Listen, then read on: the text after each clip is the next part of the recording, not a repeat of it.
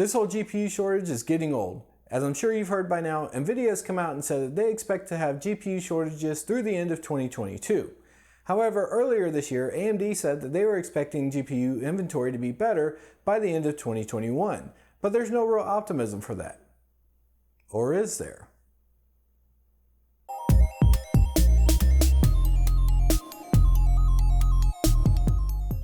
So first off, I want to say that I'm not an economist and I in no way have any insight into the actual GPU inventory that's laying around here in the United States. That being said, I did want to take a look at the GPU shortage and the outlook that both nVidia and AMD have when it comes to the GPU shortage. And then I want to take a look at stock and see if AMD actually has a stock issue or if they have a pricing issue.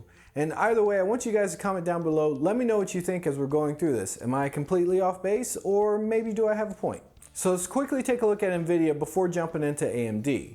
So as you guys know, you can check Best Buy, you can check NewEgg, etc. There are not going to be any RTX cards in stock for you. None of the 3000 series cards are available at this point. Now you can buy them on the secondary market, scalp prices 2 to 3 times MSRP, but as far as the major retailers, there are no cards available, and that really matches nVidia's outlook through the end of 2022 for the GPU shortage. Now let's compare that to AMD. AMD was expecting to have stock to be better by the end of 2021, and that kind of brings me to the point of the video. Does AMD actually have a stock issue still, or do they have a pricing issue? Now, taking a look at my local area and on the internet, it looks like you can get all the RX 6000 cards that you want. All the major retailers, NewEgg, MicroCenter, NewEgg, even secondary sites such as RogueCast have all these RX 6000 series cards in stock. So what gives? I thought there was a GPU shortage. Well, the price is what gives. If we take a look at the RX 6700 XT, you'll see that they're actually readily available and they're selling for about $900, or sitting for about $900. They're on retail shelves. Now remember, these cards were supposed to MSRP for about $479.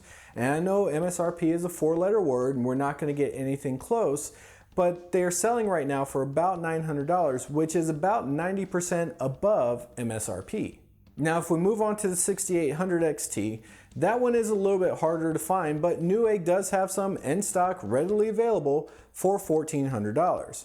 Once again though, this was a card that was supposed to MSRP at $649, so you're talking double or over double of the MSRP for a 6800 XT, but that card has been in stock for a very long time. I've been checking for weeks leading up to recording this video, and 6800 XTs have been in stock on NewEgg and sold and shipped by NewEgg, not the NewEgg marketplace, but actual sold and shipped by NewEgg.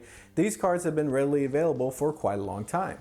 And we can say the same thing about the 6900 XT. The 6900 XT right now on the major retailers is going for about $2,000 for an average. Some of them you can get for $18,000. Some of them, the liquid cool ones, might be selling for about $25,000, $26,000. But once again, this card was supposed to MSRP for $999, so you have 2 to 3 times MSRP for a 6900 XT card. And once again, that's kind of the enthusiast level graphics card.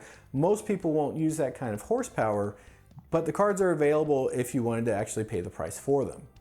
So if you look at the RX 6000 cards, they're selling for about 110% over MSRP, whereas the secondary or scalper market for the nVidia cards is actually selling for just about 130% over MSRP. So you've got major retailers basically at the same price level as scalpers are for the RTX 3000 series cards. And that's why there's so many of the 3000 series cards on the scalper or secondary market, is because nobody wants to pay that much for a card that was supposed to MSRP for much lower. Now keep in mind, I was at my local MicroCenter just this past weekend, and there's probably 24 cards between the different models there for the 6000 series cards. There's not a single RTX card there. There was an overpriced GTX 1050 that I wouldn't recommend anyone buy at $300, but the supply is actually there. It's just the pricing is driving down the demand for AMD. It's almost like AMD tried to do a Zen 1 on nVidia, but went straight to Zen 3 pricing. So that brings me back to you guys. If these cards were actually available for around 30% over MSRP, which is kind of what we would expect to see with the RTX 3000 series cards, would you guys still be interested in buying them? Is no one just interested in buying the AMD cards, or is it just stock in my area? I'd find it kind of hard to believe that I can stroll into a Best Buy or a MicroCenter, etc., or just go on to Newegg any given day and purchase a card, and the rest of the country not be able to actually do that. So sound off in the comments below. Do you think we have a GPU shortage when it comes to AMD? Or do we think we just have a pricing issue, which is why the AMD cards are sitting there, and why so many people are not taking advantage of being able to get one of those cards versus one of the RTX cards? So if this video made you think, consider subscribing and liking the video. If it didn't, I guess you can dislike the video. But anyway, leave me your comment down below. Let me know what you think about the current GPU shortage, if you think it's going to get any better, if you think these prices are going to drop from AMD, etc. And as always, guys, I appreciate you watching, and I'll see you in the next video.